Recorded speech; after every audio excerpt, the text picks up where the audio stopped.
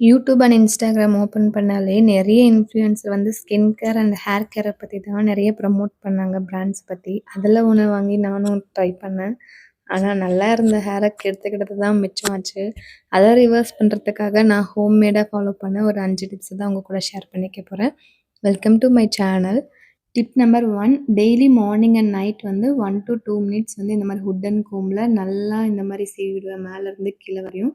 இந்த மாரி பண்ணும்போது நல்லாவே பிளட் சர்க்குலேஷன் இம்ப்ரூவ்மெண்ட் ஆகி நம்மளோட ஹேர் ஃபாலையும் கண்ட்ரோல் பண்ணுது. Tip number 2 hair oil. Hair ஆயிலுக்கு வந்து நான் இந்த கோட்டக்கல் பிராண்ட்லேருந்து நீலி பிரிங்காதி ஆயில் எடுத்திருக்கேன். இது எல்லா நாட்டு மருந்து கடையிலுமே கிடைக்கும்.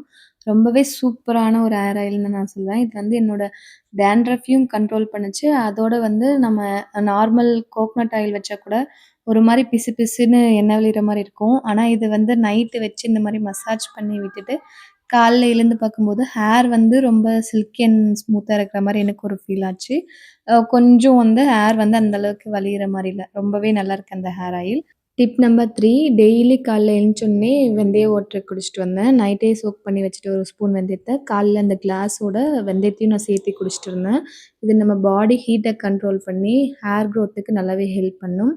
டிப் நம்பர் 4 டெய்லி 11:00 போல ஒரு கைப்பிடி அளவு கருவேப்பிலைய நான் நைட்டே வந்து சோக் பண்ணி வச்சுருவேன். அந்த வாட்டர் ப்ளஸ் 2 ஸ்பூன் கர்டு, கொஞ்சம் இஞ்சி, உப்பு இதெல்லாமே சேர்த்து நல்லா மிக்ஸியில அடிச்சு, ஒரு டெய்லி 11:00, 12:00 போல எடுத்துட்டு வரும்போது நல்லாவே ரிசல்ட் கிடைச்சது. என்னோட மொத்த ஹேர் ஃபாலையுமே இது ரிவர்ஸ் பண்ணுச்சுன்னு தான் நான் சொல்லுவேன். ஹேர் குரோத் ஆச்சோ இல்லையோ, எனக்கு ஹேர் ஃபால் கண்டிப்பா ஸ்டாப் ஆச்சு இந்த 1 மந்த்ல.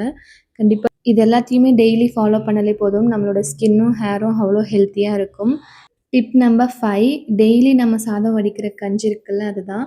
இதில வந்து எதுவுமே மிக்ஸ் பண்ணாமலே நீங்க வந்து கண்டிஷனருக்கு ரீப்ளேஸ்மெண்ட்டா யூஸ் பண்ணலாம். என்ன ஷாம்பு போட்டாலுமே சரி, கடைசில வரும்போது இந்த கஞ்சிய அப்ளை பண்ணிட்டு ஒரு 2 மினிட்ஸ் விட்டுட்டு அலசி பாருங்க. கண்டிஷனர் என்ன வேல பண்ணுமோ அது பண்ணும். நான் சொன்ன டிப்ஸ் எல்லாமே உங்களுக்கு யூஸ்ஃபுல்லா இருந்ததுன்னா, கண்டிப்பா என் சேனல சப்ஸ்கிரைப் பண்ணுங்க, லைக் பண்ணுங்க, ஷேர் பண்ணுங்க.